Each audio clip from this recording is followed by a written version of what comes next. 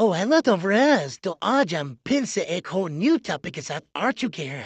New topic के साथ अगर आप मेरे चैनल पर नए हैं तो लाइक और सब्सक्राइब और शेयर लाजिम करते चैनल पर स्टार्ट करते हैं।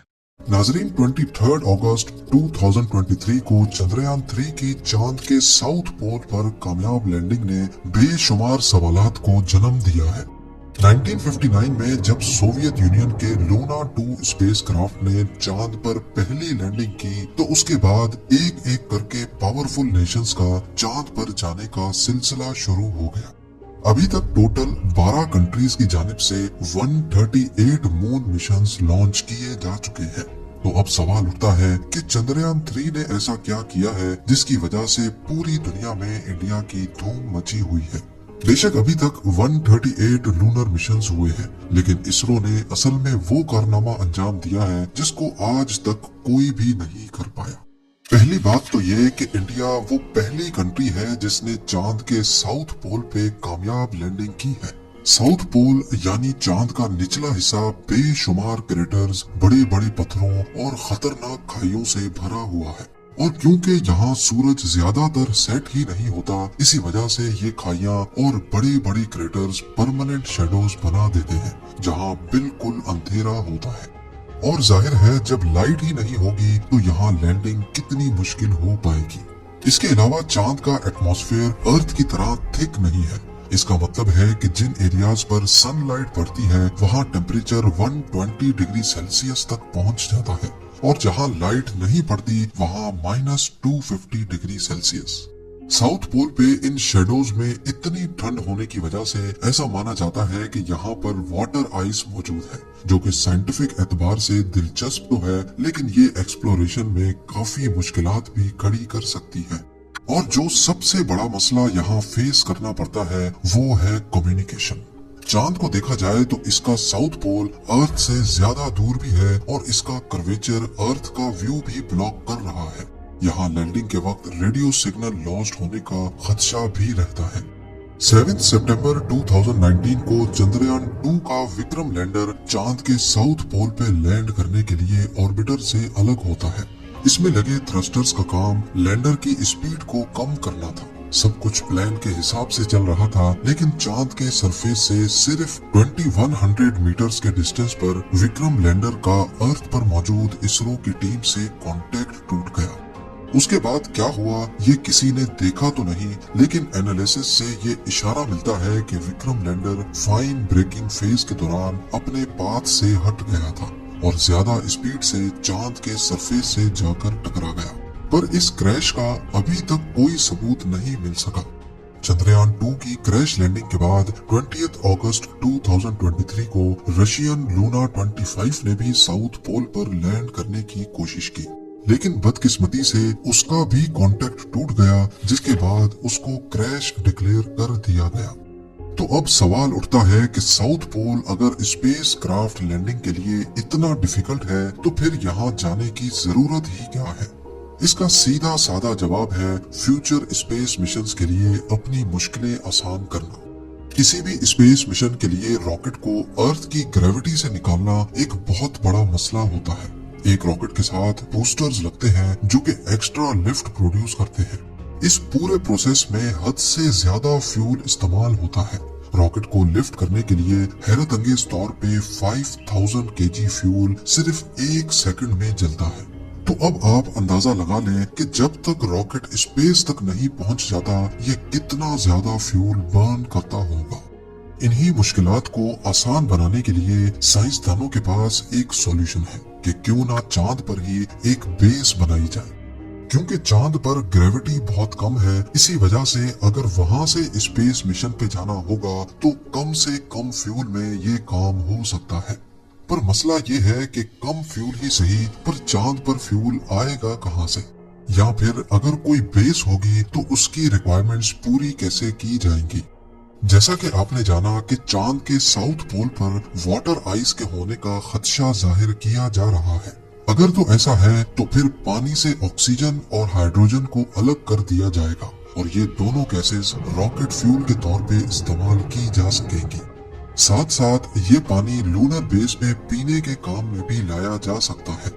इसके अलावा लूनर साउथ पोल के बारे में ख्याल है कि यहाँ पर हीलियम 3 भी मौजूद हो सकता है। ये आइसोटोप न्यूक्लियर रिएक्टर के लिए बहुत ज्यादा जरूरी होता है। अगर तो यहाँ पर हीलियम 3 के रिसोर्सेज मिल गए तो ये चांद पर न्यूक्लियर रिएक्टर के जरिए एनर्जी बनाने में भी इस्तेमाल हो सकता है, और अगर इसकी क्वांटिटी ज्यादा हुई तो इसको वापस अर्थ पर भी लाया जा सकता है, क्योंकि कुदरती तौर पे अर्थ पर हीलियम 3 बहुत रेयर है। इन्हीं सब साइंटिफिक रिसर्च के लिए तमाम पावरफुल कंट्रीज चांद पर जाना चाहती हैं, जिसमें इंडिया के चंद्रयान 3 ने यहाँ कामयाब लैंडिंग करके हिस्ट्री में अपना नाम दर्ज करवाया है।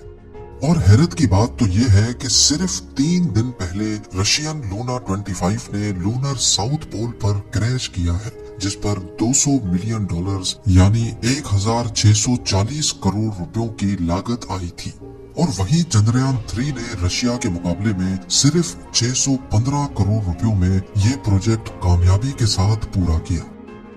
चंद्रयान 3 के डिजाइन की बात की जाए तो ये 3 कंपोनेंट्स में डिवाइडेड है। पहला है प्रोपल्जन मॉड्यूल, जो लैंडर और रोवर दोनों को चांद के ऑर्बिट तक लेके गया।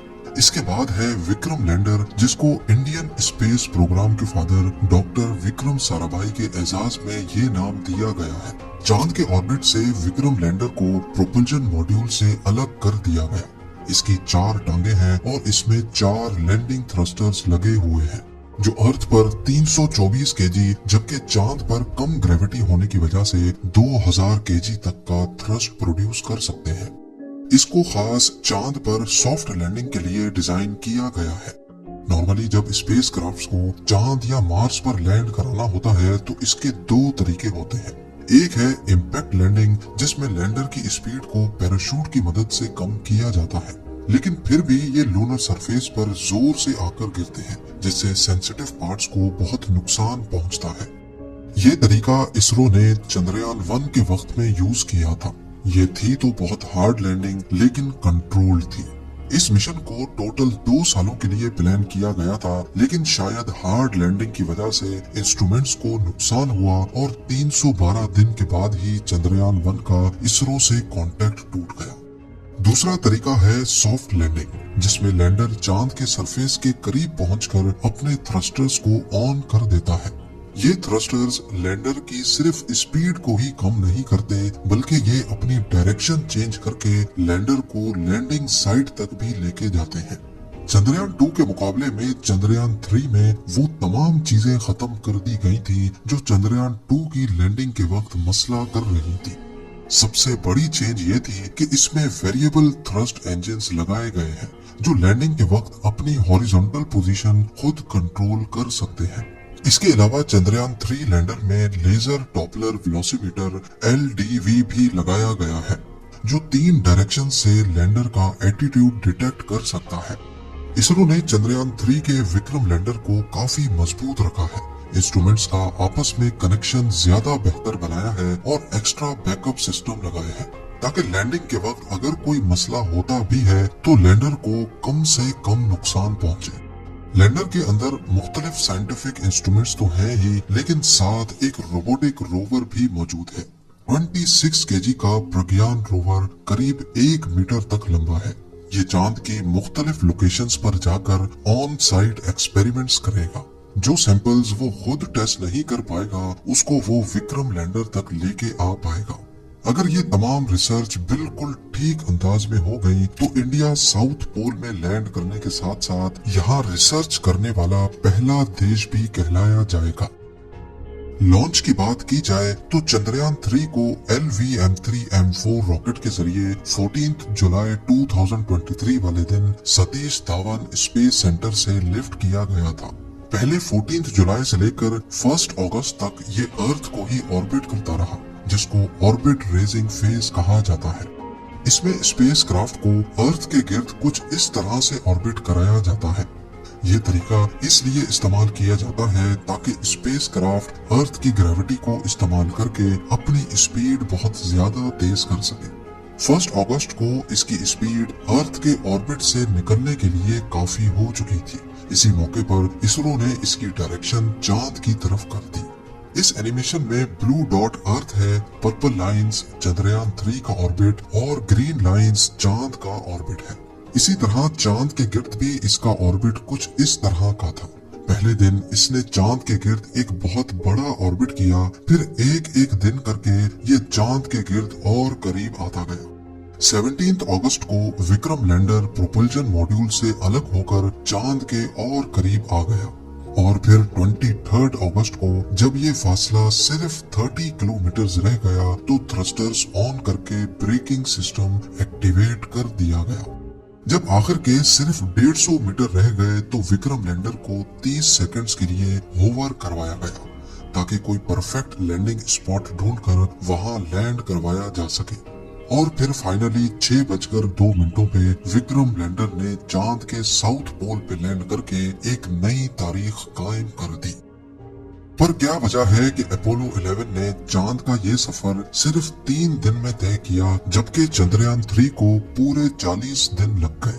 असल में ऐसा नहीं है कि चंद्रयान 3 चांद पर जल्दी नहीं पहुंच सकता था, ये सारी बात है प्रायोरिटीज की।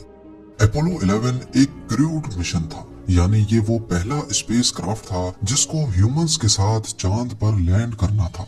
यहाँ प्रायोरिटी क्रू को बाहिफाजत चांद तक लेके जाना और फिर वापस भी लाना था। इसी वजह से अपोलो 11 स्पेसक्राफ्ट के प्रोपल्जन सिस्टम को इतना स्ट्रॉन्ग रखा गया कि वो कम टाइम में ही इतनी स्पीड अचीव कर ले जिससे वो अर्थ की ग्रेविटी से बाहर निकल सके। दूसरी तरफ चंद्रयान 3 में कोई इंसान नहीं था। ये एक रिसर्च मिशन है जिसमें प्रायोरिटी जल्दी पहुंचना नहीं बल्कि अपने साइंटिफिक मकसद को हासिल करना है। चंद्रयान 3 की सक्सेसफुल लैंडिंग के बाद अब एक बहुत अहम सवाल उठाया जा रहा है कि जब चांद पर सनलाइट नहीं पड़ेगी तो विक्रम लैंडर और प्रज्ञान रोवर का क्या होगा, क्योंकि ये सोलर एनर्जी के जरिए ही खुद को ऑपरेट कर सकते हैं।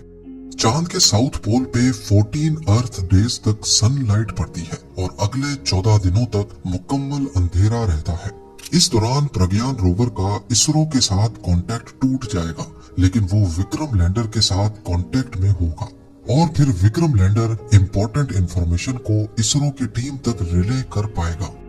इन 14 दिनों के अंधेरे में ये अपनी बैटरी पावर को बचाने के लिए कोई काम नहीं करेंगे ताकि ऐसा ना हो कि पावर खत्म होने की वजह से इनका मेन कंप्यूटर बंद हो जाए। ये मिशन तब तक चलता रहेगा जब तक कि कोई मसला ना हो जाए और इसरो का लैंडर और रोवर के साथ कांटेक्ट हमेशा हमेशा के लिए टूट ना जाए। पर एक बात तो तय है कि विक्रम लैंडर और प्रज्ञान रोवर वापस अर्थ कभी लौट कर नहीं आएंगे, क्योंकि इनमें सिर्फ उतना फ्यूल ही था जितना लैंडिंग के वक्त इस्तेमाल हुआ था। ये वो चांद की वीडियो है जो लैंडिंग से सिर्फ 8 दिन पहले चंद्रयान 3 के पोजीशन डिटेक्शन कैमरा से रिकॉर्ड की गई थी और ये वीडियो 17 अगस्त की है जब विक्रम लैंडर प्रोपल्जन